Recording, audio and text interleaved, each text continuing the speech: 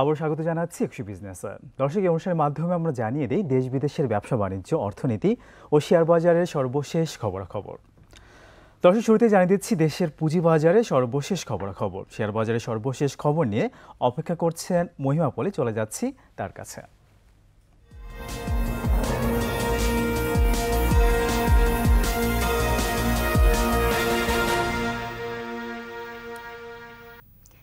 ধন্যবাদ রহমান রানা আপনাকে। ঢাকা স্টক এক্সচেঞ্জের এই মুহূর্তের খবরাখবর জানাবো এবং লেনদেনের 3.5 ঘন্টা পরে আমরা যেমনটা দেখতে পাচ্ছি সূচকের অবস্থান কিন্তু নেগেটিভ রয়েছে এবং ডিএসসির প্রধান সূচকটি 4 পয়েন্টের মতো কমেই লেনদেন চলছে। 5350 পয়েন্টের সূচকটির অবস্থান আজকে দেখতে পাচ্ছি। টার্নওভারের দিকে যদি আমরা একটু লক্ষ্য করি আমরা দেখতে পাচ্ছি যে 360 কোটি টাকা লেনদেন হয়েছে এখনো পর্যন্ত। দর হারানোর সংখ্যাটাই বেশি রয়েছে, 232টি প্রতিষ্ঠানের শেয়ারের দর হারিয়েছে, সেখানে 105টি প্রতিষ্ঠানের শেয়ারের দর বেড়েছে। দিনের এই মুহূর্তে টপ ট্রেডের তালিকায় সাইপ পাওয়ারটেকের অবস্থান এই মুহূর্তে প্রথমেই রয়েছে 13 কোটি 94 লাখ টাকা, প্রায় 14 কোটি টাকা লেনদেন করে এই তালিকায় প্রথম অবস্থানে রয়েছে। পরবর্তীতে 7 কোটি 95 লাখ টাকা লেনদেন করেছে বেক্সিমকো ফার্মা এবং এছাড়াও তৃতীয় অবস্থানে দেখা যাচ্ছে ক্যাপিটেক গ্রামীণ গ্রোথ ফান্ড। পরবর্তীতে দেখা যাচ্ছে লিন্ডেবিডি, সিপাল বিচ রিসোর্ট, ওয়ালটন রয়েছে, ব্যাট বিসি, লাভেলো, রবি এবং স্কয়ার ফার্মার অবস্থান রয়েছে 10ম অবস্থানে। এদিকে টপ গেইনার্সের তালিকায় প্রথমেই দেখা যাচ্ছে বিডি ল্যাম্পসকে 9.99% দর বেড়েছে। আমরা দেখতে পাচ্ছি এই প্রতিষ্ঠানটি কিন্তু সার্কিট ব্রেকার অতিক্রম করেছে এবং ছুঁয়েছে, যা দেখতে পাচ্ছি যে 134 টাকা 30 পয়সায় সর্বশেষ ট্রেড হয়েছে। এবং পরবর্তীতে সাইপ পাওয়ারটেক রয়েছে 9.90% দর বেড়েছে। একই চিত্র দেখতে পাচ্ছি এই প্রতিষ্ঠানটির ক্ষেত্রেও। রহিমা ফুড রয়েছে পরবর্তীতে তৃতীয় অবস্থানে এবং Monospool, GMI syringe and medical devices, BD Autocars রয়েছে, পেপার প্রসেসিং, এডিএন টেলিকমও রয়েছে এই তালিকায়। সেক্টরাইজ লেনদেনে এই মুহূর্তে যেমনটা রয়েছে, সেক্টরাইজ লেনদেনে এখনও পর্যন্ত আমরা দেখতে পাচ্ছি যে কিছুটা মিশ্র প্রবণতার মধ্য দিয়েই বেশিরভাগ প্রতিষ্ঠানে কিন্তু শেয়ারের দর, বেশিরভাগ সেক্টরেই কিন্তু শেয়ারের দর হারিয়েছে এবং সবচেয়ে বেশি টার্নওভার ছাড়িয়েছে এখনও পর্যন্ত ফার্মাসিউটিক্যাল সেক্টরে। মোট লেনদেনের 17% লেনদেন হয়েছে। টাকার অঙ্কে যদি আমরা উল্লেখ করি 49 কোটি টাকা লেনদেন করেছে এখনও পর্যন্ত। এবং এই ছিল আমার কাছে থাকা ঢাকা স্টক এক্সচেঞ্জের খবরাখবর। চলে যাব একুশে বিজনেসের মূল স্টুডিওতে। দর্শক, এখন রয়েছে দেশের পুঁজিবাজার পরিস্থিতি নিয়ে বিশেষ আলোচনা। আর আলোচনার জন্য আমাদের সঙ্গে রয়েছেন ইনভেস্ট ইট অ্যাসেট ম্যানেজমেন্ট লিমিটেডের সিইও মোহাম্মদ ইমরান হাসান। মোহাম্মদ ইমরান হাসান, আপনাকে স্বাগত একুশে বিজনেসে। ধন্যবাদ রানা। আমরা জানি যে 2024-25 অর্থ বছরের পূর্ণাঙ্গ বাজেট আজকে পাশ হচ্ছে। প্রস্তাবিত বাজেট আমরা পেয়েছিলাম। তো প্রস্তাবিত বাজেটে গেইন ট্যাক্স নিয়ে আমরা অনেক কিছু দেখলাম আসলে পুঁজিবাজারে। সেই গেইন ট্যাক্স তো থাকছে আসলে। তো আমরা আজকে কিন্তু দিনের শুরুতে একটা বেশ নেগেটিভ ট্রেন্ড দেখেছিলাম, সেখান থেকে অনেকখানি রিকভার করে এই মুহূর্তে আমরা দেখতে পাচ্ছি 6 পয়েন্টের মতো নেগেটিভ ট্রেন্ড দেখা যাচ্ছে। তো কিভাবে দেখছেন আসলে পুরো বিষয়টিকে? এখানে মানে দুইটা বিষয়, একটা হচ্ছে যে পলিসি লেভেলে যে এই পলিসিটা আসলে এই চেঞ্জটা কি দরকার ছিল কিনা গেইন ট্যাক্সের, আর দ্বিতীয়ত এই চেঞ্জটা যদি হয়েও থাকে এটার ইম্প্যাক্ট বাজারে কতখানি, মানে ইনভেস্টর এটা কিভাবে পারসিভ করছে। তো প্রথম অংশটা যদি বলি পলিসি লেভেলে, এখানে গেইন ট্যাক্সটা কিন্তু সবার জন্য হচ্ছে না, এটা আমরা জানি যে 50 লাখ টাকার উপরে কেউ যদি ক্যাপিটাল গেইন করে থাকে এবং সেই ক্ষেত্রে তার গেইন ট্যাক্সটা দিতে হবে। এখন যেটা যদি আমার কাছে মনে হয় এরকম একটা কোনো কিছু ইম্পোজ করার আগে তখন অথরিটির, এখানে এনবিআর বা তাদের উচিত যে আগে এটা একটু গ্রাউন্ড ওয়ার্ক করে নেওয়া, দেখা দরকার যে 50 লাখ টাকা গত 1 বছরে বা গত 2 বছরে কতজন বিনিয়োগকারী পেয়েছে, সে অ্যামাউন্টটা কত, এবং সেই অ্যামাউন্টটা থেকে যদি আমি ট্যাক্স নিই, এই 15% ট্যাক্স নিই, সেটার অ্যামাউন্টটা কত হবে, সেই অ্যামাউন্টটা কি আমাদের যে টোটাল যে রেভিনিউ কালেকশন তার মধ্যে কোনো সিগনিফিকেন্স আছে কিনা, একদম হ্যাঁ, এই ডাটাটা কি তারা ডিএসসি কাছে চেয়েছে কিনা, যে আমাকে তুমি হিসাব দাও, যদি আমি এটা ইম্পোজ করি তাহলে আমি কিরকম ট্যাক্স পেতে পারি। তো এই জিনিসটা যদি তারা না করে থাকে, আমার কাছে মনে হয় এটা একদম একটা আমি এটা কোনো মিনিং খুঁজে পাই না। হ্যাঁ, এটা খুব একটা র্যান্ডম ডিসিশনের মতো। সেই সাথে তাদের অ্যাসেস করা দরকার, আমি যদি এখন এই ঘোষণাটা দিই, এটার জন্য বাজারে যারা বিনিয়োগকারী আছে তাদের কাছে এটার মেসেজটা কি যাচ্ছে। ইস্যুতে আমরা দেখতে পাচ্ছি 1-1.5 মাস কিন্তু টার্নওভারও কমে গেছে, এটাতে কিন্তু সবসময় আজকেও সেটা একটা প্রভাব দেখলাম। শুরু থেকে একটা অস্থিরতা এটা থেকে ছিল। এখন এই যে অস্থিরতাটা, যেহেতু বাজার অলরেডি যখন বাজার একটু নাজুক থাকে তখন রেগুলেটরি বডিকে আমার মনে হয় অনেক বেশি সতর্কতা অবলম্বন করাটা প্রয়োজন, যাতে করে এই নাজুক অবস্থাতে তখন দেখা যায় কোনো নিউজ যদি ইভেন নিউট্রাল নিউজও হয়, বিনিয়োগকারীদের তখন অলরেডি ওরা একটা নেগেটিভ নেওয়ার একটা তখন মাইন্ডসেট থাকে, তারা অলরেডি একটা নেগেটিভ বাজারের মধ্যে যদি থাকে, তখন যদি কোনো নিউজ অতটা খারাপ কিছু না, কিন্তু রিয়াকশনটা দেখা যায় অনেক খারাপ হয়ে যায়, মার্কেট খারাপ হয়ে যায়। তো এই সময়টাতে কোনো রকম স্টাডি ছাড়া, যেখান থেকে কোনো রেভিনিউ কালেকশন হচ্ছে না, বাজারের অবস্থা অলরেডি নাজুক, বাজারে রেভিনিউ হারালো টার্নওভার কমার কারণে, সেই ক্ষেত্রে মানে এনবিআরেরও বেনিফিট হচ্ছে না, গভর্নমেন্টেরও বেনিফিট হচ্ছে না, এমন কোনো কালেকশন হচ্ছে না। বাট পুঁজি বাজার, যেটা আমাদের দেশে খুব ইম্পর্টেন্ট একটা ইন্ডিকেটর, অর্থনৈতিক একটা সব দেশের জন্যই, মানে প্রোগ্রেসের যে মাপকাঠি আমরা বলি, সেখানে এখানে যে কারেকশনটা হবে বা যদি এটা র্যালিটাও যদি কম হয়, এই যে ব্যালেন্স আউট করাটা, এই জিনিসটা আমার মনে হয় যে রেগুলেটরকে একটু কশাসলি চিন্তা করে একটু রেশনাল ডিসিশন নেওয়া উচিত ছিল। মার্কেট কেমন জানি ইস্যু নির্ভর, অনেক ইস্যু আমরা দেখি, নেগেটিভ ইস্যু পরিমাণটাই মনে হয় মার্কেটে বেশি। আর দ্বিতীয় জিনিস হচ্ছে, আমি আরেকটা যেটা বলতে অ্যাড করতে যাচ্ছিলাম, যে ইনভেস্টররাও তারা কিন্তু জিনিসটাকে আমি যতটা রিয়্যাক্ট করছে, আসলে ওরকম রিয়্যাক্ট হওয়ার মতো কিছু নেই, কারণ 50 লাখ টাকার উপর ক্যাপিটাল গেইন করার মতো ইনভেস্টর আমাদের বাজারে খুবই কম আছে। এবং যারা ইনভেস্টর আছে, মানে 50 লাখ টাকার উপর যারা ক্যাপিটাল গেইন করবে, তারা দেখা যাবে এই ট্যাক্সটা দিলে যে এটা খুব বড় একটা ইম্প্যাক্ট মানে পুরো বাজারের জন্য হবে, আমার কাছে সেটা মনে হয় না। মানে এমন না যে আমাদের মেজরিটি ইনভেস্টরই 50 লাখ টাকার উপর ক্যাপিটাল গেইন চাইলে করতে পারবে, এই পরিমাণ ইনভেস্টমেন্টই আছে খুব কম লোকের, মানে পিছনে তাকলে দেখা যাবে এরকম সংখ্যা খুবই কম, যেটা আপনি বলছিলেন, খুবই কম। তো এইজন্য এটা মার্কেটের জন্য যে খুব ক্ষতিকর তা না, বাট পারসেপশন। কিন্তু আসলে প্রভাব এরকম কি হতে পারে যে আমরা জানি যে লোয়ার সার্কিটটা 3%, সেখানে কিন্তু বায়ারলেস হয়ে যাচ্ছে, খুব শর্ট টাইমের মধ্যে কিন্তু বায়ারলেস হয়ে যাচ্ছে। তো নেগেটিভ একটা ইস্যু, সেটা ছোট হোক আর বড় হোক, বায়ারলেস খুব তাড়াতাড়ি হয়ে যাচ্ছে, পরের দিনও দেখা যাচ্ছে বায়ারলেস। মানে এটা কোনো কারণ হচ্ছে কিনা এই ইস্যুতে, মানে এই মুহূর্তে 3% ইস্যুটা মার্কেট একটু খারাপ করছে কিনা, একটু বেশি খারাপ করছে? এটা তো আমি মনে করি আসলে যে কোনো রকম যখন রেগুলেশন চেঞ্জ হয়, এই জিনিসটা যখন একটু ফ্রিকোয়েন্ট চেঞ্জ হতে থাকে, এটা কোনো মার্কেটের জন্য ভালো না। এটা আমরা ডলার রেট কন্ট্রোল করার ট্রাই করেছি, ইন্টারেস্ট রেট 6-9 দিয়ে কন্ট্রোল করার ট্রাই করেছি, হ্যাঁ, পুঁজিবাজারে আমরা সার্কিট ব্রেকার দিয়েছি বা ফ্লোর প্রাইস দিয়েছি। তো এটা আলটিমেটলি দেখা যায় যে হেল্প করে না, এটা শুধু আমাদের এখানে না, কোনো জায়গাতেই করে না। এখন যুগটা হচ্ছে ফ্রি ইকোনমির, এখন সবসময় ছিল। এবং আমরা বিশ্ব বাজারে দেখতে পাচ্ছি মূল্যস্ফীতি কমে যাচ্ছে, তাদের মার্কেটও ভালো হচ্ছে, পার্শ্ববর্তী দেশ সেখানেও ভালো দেখতে পাচ্ছি। তো আমি একটু জানতে চাইবো যে বাজেটে আমরা আলোচনা করছিলাম, অপ্রদর্শিত অর্থের কথা আমরা জানছি, তো তার মাধ্যমে কি পরিমাণ আসলে বিনিয়োগ আসতে পারে বলে আপনি মনে করছেন? এটা থেকে তেমন সিগনিফিকেন্ট কিছু হয় না পুঁজিবাজারে, হ্যাঁ, এটা আমরা আগে দেখেছি। যেটা হয় যে এটা যদি এমন হতো যে জাস্ট এক্সক্লুসিভলি তুমি যদি পুঁজিবাজারে বিনিয়োগ করো, সেই ক্ষেত্রে তুমি 15% ট্যাক্স দিয়ে তুমি কালো টাকা সাদা করতে পারবা, তখন একটা ভালো অ্যামাউন্ট ইনফ্লো হতো।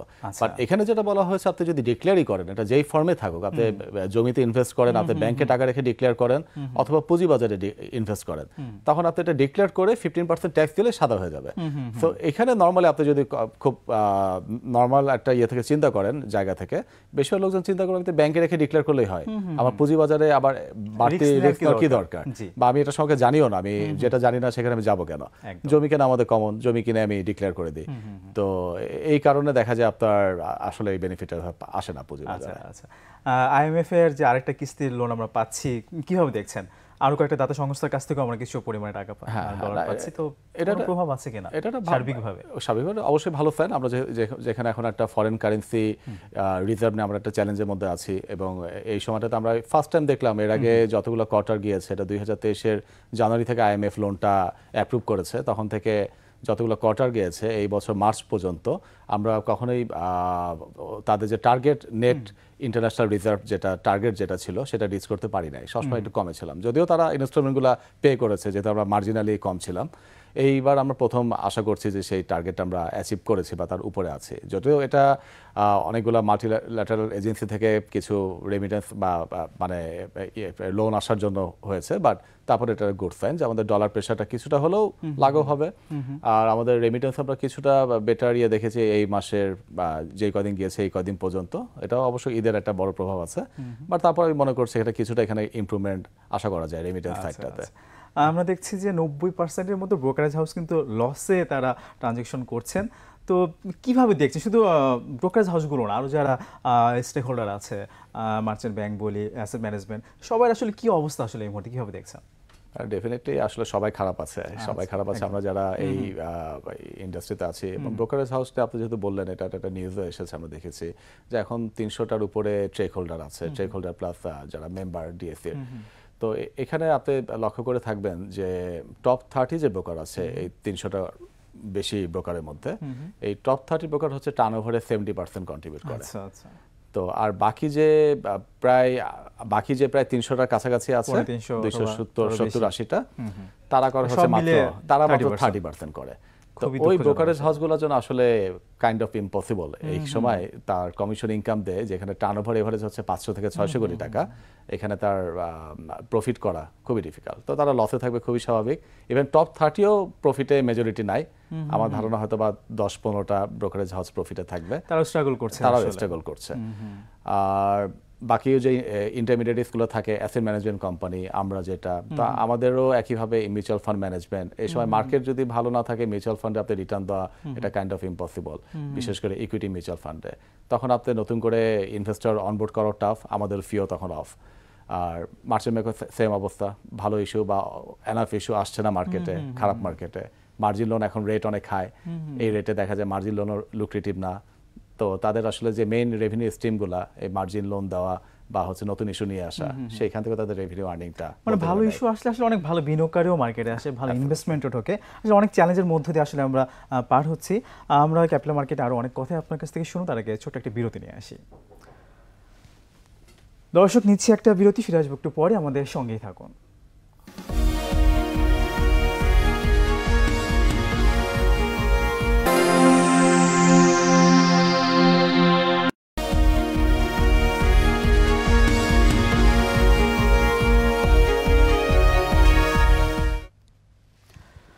আবার অন্তরিংশ বিরতির সঙ্গে আছি রহমান রণ। দর্শক, বিরতির আগে দেশের পুঁজিবাজার পরিস্থিতি নিয়ে কথা বলছিলাম। ইনভেস্টমেন্ট অ্যাসেট ম্যানেজমেন্ট লিমিটেডের সিইও মোহাম্মদ ইমরান হাসানের সঙ্গে ফিরছি আলোচনায়। অনেক চ্যালেঞ্জের কথা বলছিলেন। আমি একটু জানতে চাইবো যে ইন্ডাস্ট্রি বড় হতে হলে আসলে কি কি রিসোর্স আসলে অ্যাট্রাক্ট করা উচিত এই মুহূর্তে, আপনি কীভাবে দেখছেন? ক্যাপিটাল মার্কেটে দেখা যায়, আপনি যদি বাইরের দেশগুলোতে দেখেন, যে এখানে তো বেস্ট রিসোর্স যারা তারা কাজ করে, বিশেষ করে ফান্ড ম্যানেজমেন্ট বা এই পার্টগুলোতে, এখানে প্রচুর অ্যানালিটিক্যাল অ্যাবিলিটি দরকার। এখানে আমরা অনেক আনসার্টিনিটি নিয়ে কাজ করতে হয়, প্রবাবিলিটি নিয়ে কাজ করতে হয়, এবং নাথিং ইজ গ্যারান্টেড এখানে, তাই না? তো বাইরে কিন্তু দেখা যায় বেস্ট রিসোর্সগুলো তারা ক্যাপিটাল মার্কেটে কাজ করে, ইনভেস্টমেন্ট ব্যাংকিং বা ক্যাপিটাল মার্কেটে, ফান্ড ম্যানেজমেন্টে। আমাদের এখানে আনফর্চুনেটলি, আমরা এর আগে যে আলোচনাটা করলাম, যে আমাদের এখানে তো আসলে মার্কেট, আমরা ইভেন 2010 সালের পর থেকে সেরকম কোনো বুল মার্কেট পাইনি। যে বাইরে যেটা দেখা যায়, সব দেশে দেখা যায়, এটা 3 বছর 5 বছরের একটা লম্বা বুল মার্কেট পিরিয়ড সবাই আমরা দেখে থাকি। কিন্তু আমাদের এখানে এই গত 14 বছর ধরেই সেরকম কোনো মার্কেট আমরা আনফর্চুনেটলি পাইনি।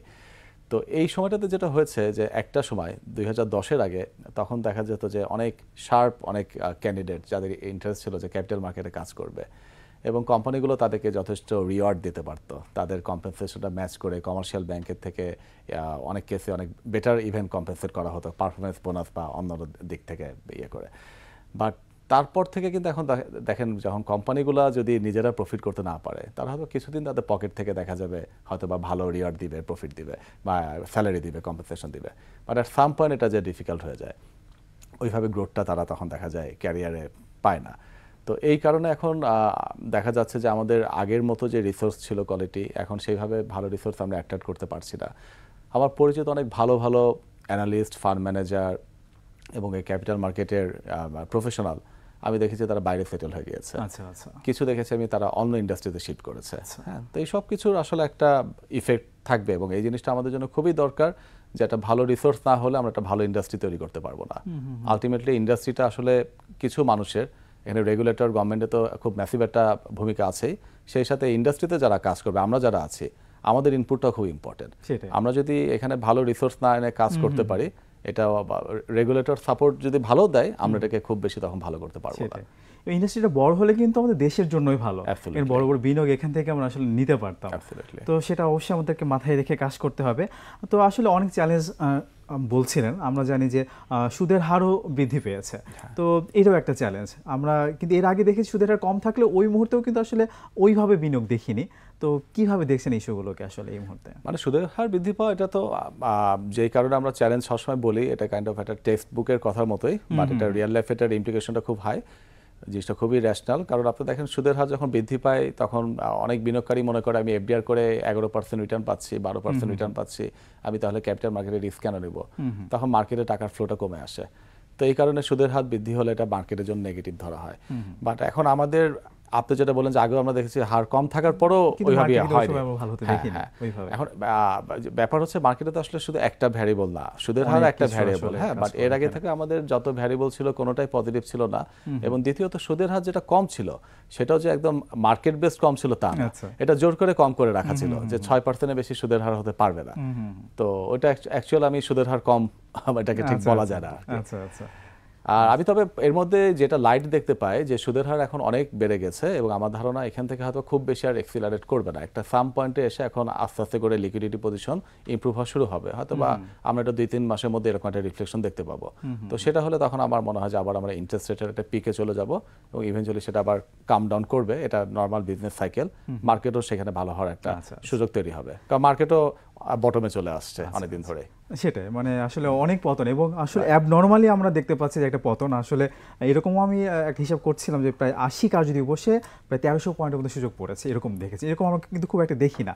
তো এই যে একটা অবস্থা, তো কি প্রত্যাশা করছেন আসলে ভবিষ্যৎটাকে কিভাবে দেখছেন, অথবা প্রাতিষ্ঠানিক বিনিয়োগকারীরা আসলে এই মুহূর্তে তাদের ভূমিকাটা কি, তাদের এক্সপোজার আসলে কতখানি, সবকিছু মিলিয়ে আসলে কিভাবে দেখছেন?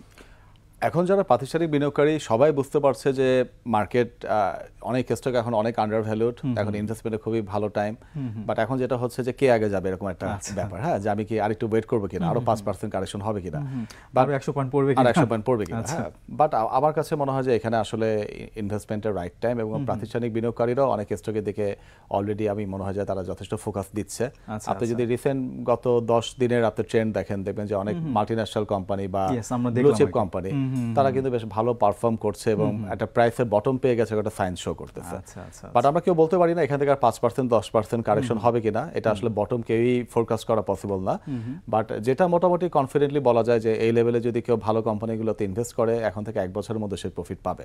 এখান থেকে যদি 10% কারেকশনও হয় তাও সে এটা রিকভার করে সে প্রফিটই পাবে 1 বছরের মধ্যে।